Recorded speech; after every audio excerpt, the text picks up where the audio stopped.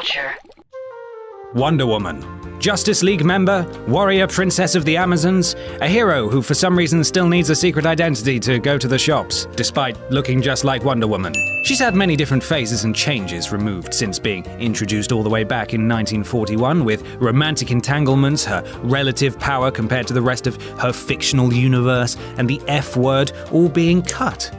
Let's take a look at some, shall we? I'm Ben from What Culture, and here are 10 things DC wants you to forget about Wonder Woman. Number 10. Etta Candy. Etta Candy is the daughter of Hard and Sugar Candy. She has a brother called Mint Candy, and she's known for her love of candy, and her trademark catchphrases woo woo and for the love of chocolate.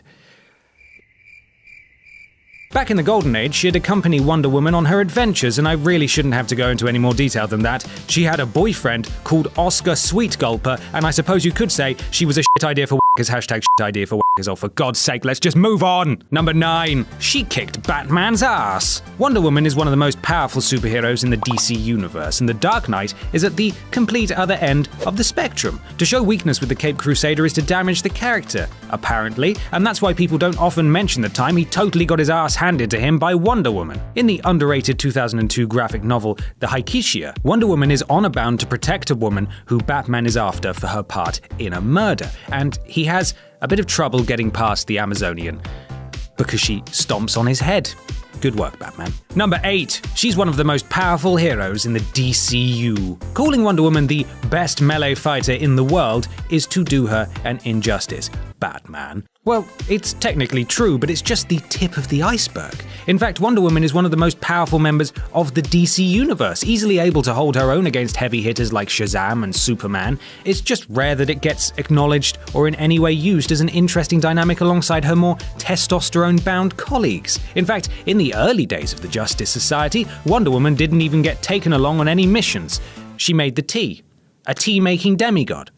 Probably best not to question it. Number 7. When she lost her powers. Much like Superman, her power set bulged throughout the golden and silver ages of comic books until Wonder Woman possessed such wild and wacky abilities as astral projection, telepathy, control over the electricity in her body, and super breath.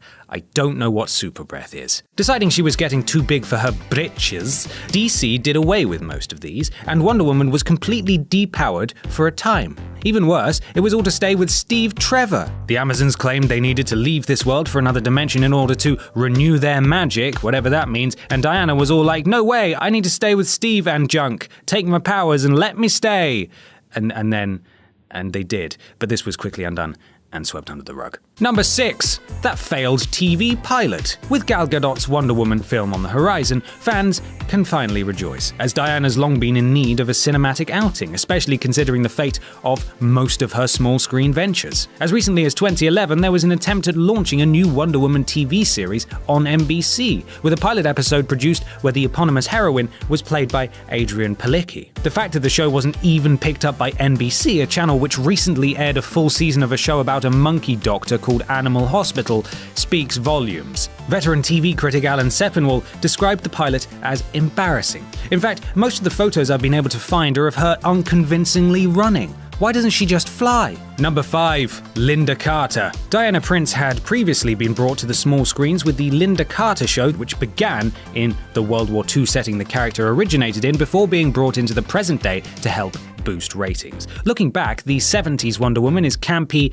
cheesy, but a hell of a lot of fun, all of which is phenomenally out of step with the current DC trends, both in the movies and the comics, wherein everyone has to be at least a little bit angsty and conflicted. So DC have instead positioned Diana as a violent, somewhat holier-than-thou warrior type who definitely wouldn't be caught spinning around a disco track. Number 4. The Earth 2 version's way cooler. The New 52 might not have done Wonder Woman many favors in many ways, but one of the few interesting titles that has is Earth 2. It's here where the wacky alternate stories exist, like Bruce Wayne's father being Batman instead. Perhaps best of all, though, is the Earth 2 iteration of Wonder Woman, who retains all of the powers and roughly the same origin as her regular counterpart, but still manages to be infinitely cooler. She rides a Pegasus and everything. Admittedly, the Earth 2 Wonder Woman is dead when the series begins, giving her life along with Superman and Batman in order to repel the apocalypse and invasion, leaving behind a world with no heroes, but she had a good run. Number 3, she was dropped from the UN. That's right, totally real-life superhero, Wonder Woman, was appointed to the UN as an honorary ambassador for the empowerment of women and girls. It was a lovely ceremony, attended by Undersecretary General for Communications and Public Information, Christina Gallagher, and by actors Linda Carter and Gal Gadot. Then came a petition against the appointment that stated Wonder Woman was not culturally sensitive. She lasted 2 months. Number 2, most of her origin stories. To give DC a little credit, the core of Wonder Woman can be hard to get a handle on. In fact, Wonder Woman's origins have been changed so many times over the decades since her initial introduction that it's hard to keep track now of what the official line is. Originally, she was just a badass Amazonian warrior helped out by her magical lasso and armbands. This was ultimately retconned to suggest Diana was formed from clay by the Queen of the Amazons and was imbued with the attributes of the Greek and Roman gods by Athena. Then people felt weird about that, and she was an Amazonian woman again, with her powers being blessings from Olympian deities. Most recently, she's become the natural-born daughter of Zeus, so an actual demigod. Who knows how long that'll last. Number 1, her strange, kinky roots. The various origin stories of Wonder Woman might be cause for confusion, but DC is positively forthcoming with those compared to Diana Prince's actual, real-world origins, which is because they're all the more strange. Initially the creation of radical psychologist and writer William Marston, the character was supposed to fight for justice, love, peace, and sexual equality. What Marston wanted to put forward with her was his sincere belief that the world would be much better off if it was run by women, as evidenced by the polyamorous relationship he shared with his wife and a younger female student.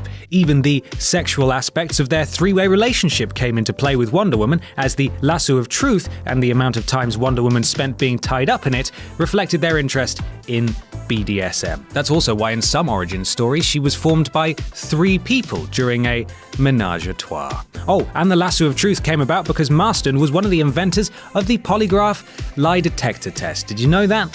Now you know that. And that's our list. Are there any other Wonder Woman peculiarities we missed off? Let us know in the comments below, and don't forget to like, share, and subscribe. You can even follow me here on Twitter if you're fancy. I'm Ben from What Culture, and thanks for watching.